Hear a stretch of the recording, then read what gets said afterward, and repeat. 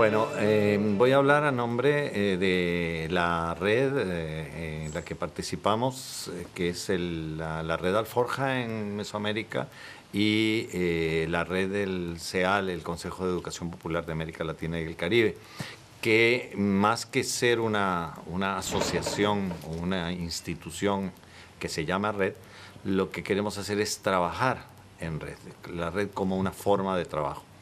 En ese sentido tenemos preocupaciones de eficacia en dos niveles. Un nivel tiene que ver con la eficacia hacia aquello que queremos lograr en conjunto, y un segundo nivel es la eficacia en cuanto al aprovechamiento de los recursos y las posibilidades que tenemos en cada una de nuestras instituciones, y con relación a los objetivos particulares de cada quien. Entonces, son como dos dimensiones en el trabajo de la red, una eficacia de cómo en conjunto podemos ir más allá de la suma de nuestras particularidades, pero también cómo podemos mejorar lo que cada quien hace precisamente por el hecho de estar compartiendo en conjunto. Entonces, creo que la eficacia también tiene que ver con las condiciones, con las situaciones a las cuales te enfrentas. Es decir, no depende solamente de la voluntad. Supone tener una capacidad del análisis de cuáles son las condiciones, las disposiciones, las contradicciones y las capacidades con las cuales enfrentar ellas. Entonces, a veces quisiéramos ser más eficaces o lograr más cosas por la voluntad que tenemos de hacerlo, pero resulta que tenemos que hacer un análisis del contexto de tal manera que podamos ver si tenemos condiciones para lograr eso en este momento o si deberíamos crear las condiciones y las disposiciones para poder lograrlo en otro momento. Entonces no existe, digamos, una eficacia en abstracto, existe siempre localizada en función de las capacidades colectivas, que no es solo la suma de las capacidades individuales, y también en el logro de los objetivos particulares de cada quien, que es lo que hace que en el caso de una red el trabajo colectivo tenga sentido. Un trabajo en red recoge la riqueza de la diversidad y a la vez la alimenta, potencia la particularidad y va más allá de la suma de lo que cada quien aporta en cada contexto determinado. Por eso es que también hay que ser realistas con relación al objetivo que nos proponemos, y para eso hay que identificar un elemento que es fundamental, que es la idea de proceso. Nosotros no podemos simplemente proponernos una meta, un objetivo y tratar de ser eficaces si no miramos el proceso que tenemos que construir para poderlo lograr. Hay una idea muy potente del brasileño pedagogo Paulo Freire, cuando él habla de la construcción de los inéditos viables. Él dice que ante determinadas situaciones problemáticas, en lugar de forma voluntarista querer hacer un cambio total para resolverlas, nosotros deberíamos lograr generar algo inédito, pero que es viable, que nos permita crear la plataforma, la base para poder hacer algo después que ahora no podríamos. Entonces, esta idea no es simplemente como una especie de idea gradualista de ir pasando por etapas, sino de la idea de crear condiciones y capacidades que nos permitan poder llegar a donde queremos llegar. Entonces, realismo, ubicación de los desafíos del contexto, ubicación de las capacidades individuales y lo que implica, mejor dicho, las posibilidades que implican el trabajo colectivo. Todos esos son elementos que nosotros estamos tratando de considerar cuando hablamos de la eficacia de nuestras acciones.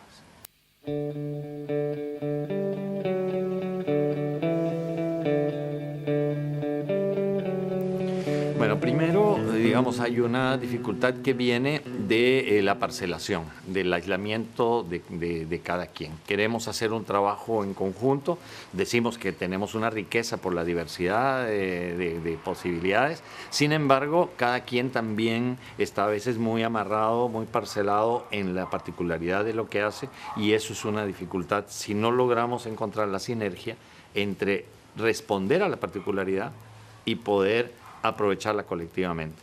Muchas veces se piensa hacer algo de forma colectiva, de forma muy que sea eficaz, pero si eso no responde al interés, a la utilidad, a la necesidad de cada quien, entonces tampoco se va a lograr. Entonces, ahí hay una dinámica que hay que manejar. Esa es una dificultad. Una segunda dificultad, la decía antes, es el tema del voluntarismo. Es decir, tenemos ganas de poder hacer un cambio del mundo de un día para otro y entonces nos proponemos propósitos que nos agotan y no nos permiten, digamos, construir esas capacidades. Creo que esa es una segunda dificultad. Una tercera es que los contextos van cambiando. Y a veces estructuramos formas de acción, modalidades, líneas de trabajo que corresponden a una etapa o corresponden a un momento, y cuando ese momento cambia nos cuesta reacomodarnos a esas nuevas circunstancias. Y una cuarta dificultad creo que tiene que ver por la no acumulación en el proceso. Es decir, vamos haciendo cosas, el activismo puede ser en un momento muy importante, pero el activismo también puede ser muy agotador y muy ineficaz. Es decir, se hacen muchas cosas, pero no se logra algo realmente sostenido. Entonces, crear procesos, pensar en procesos, pensar en una estrategia en la cual a lo largo de un proceso se van creando las condiciones, es algo que es fundamental para poder ir acumulando. Y ahí, entonces, una pista es esto que hemos venido conversando de la sistematización de las experiencias. Aprovechar toda la riqueza de lo que tenemos, de lo que hacemos, incluso de forma activista, pero parar un poco el activismo para poder mirar y decir, bueno, a ver, ¿qué hemos ido recorriendo? ¿Por qué hemos podido hacer o no hacer esto u otra cosa? ¿Cuáles han sido los factores que nos han posibilitado llegar hasta donde hemos llegado? ¿En qué momento estamos? ¿Para dónde podríamos ir?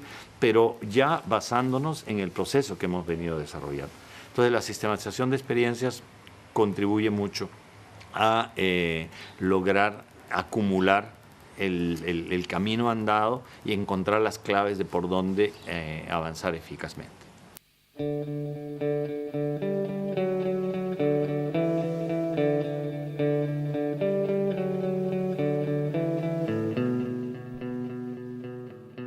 Algunas cosas ya las mencioné, que son principalmente ese tipo de aprendizajes que hemos tenido, pero digamos, creo que hemos disfrutado más dos cosas. O sea, uno, el asombro ante las cosas que descubrimos que han sido riquezas en nuestra experiencia y que incluso de repente no nos habíamos dado cuenta. O sea, esos hallazgos que nos permiten mirar y decir cuánto hemos hecho, o mira hasta dónde hemos podido llegar, y que a veces lo vamos viviendo pero no lo vamos reconociendo. Entonces ahí hay una satisfacción muy interesante cuando uno descubre ese hallazgo. Y el otro es el asombro ante la experiencia de las demás personas o de las demás organizaciones. Cuando en este proceso de compartir en una red, uno se propone algo y encuentra una experiencia que puede ser muy distinta a la de uno, puede ser muy diferente, pero que al hacer la relación entre la experiencia propia y esa otra relación, uno se asombra de eso que se ha podido lograr, y entonces ese asombro se convierte en inspiración. Es el momento en el que yo no voy a pretender copiar eso, porque las condiciones en las que esa experiencia se hizo o lo que ahí se logró pueden ser muy particulares. Pero eso me puede dar ideas, me puede inspirar para poder yo desarrollar, o nosotros poder desarrollar algo en una dirección de repente más innovadora de lo que veníamos haciendo. Entonces, por ahí son las cosas como a veces más satisfactorias, tanto de lo que hemos logrado como de lo que descubrimos que se puede lograr con el accionar de las otras organizaciones o personas.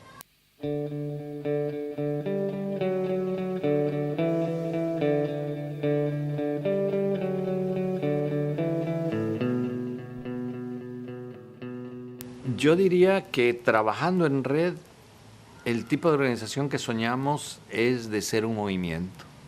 O sea, no pensando una red como un espacio que se cierra, sino de repente una red abierta a formar muchos nudos y muy movible, una hamaca movediza ahí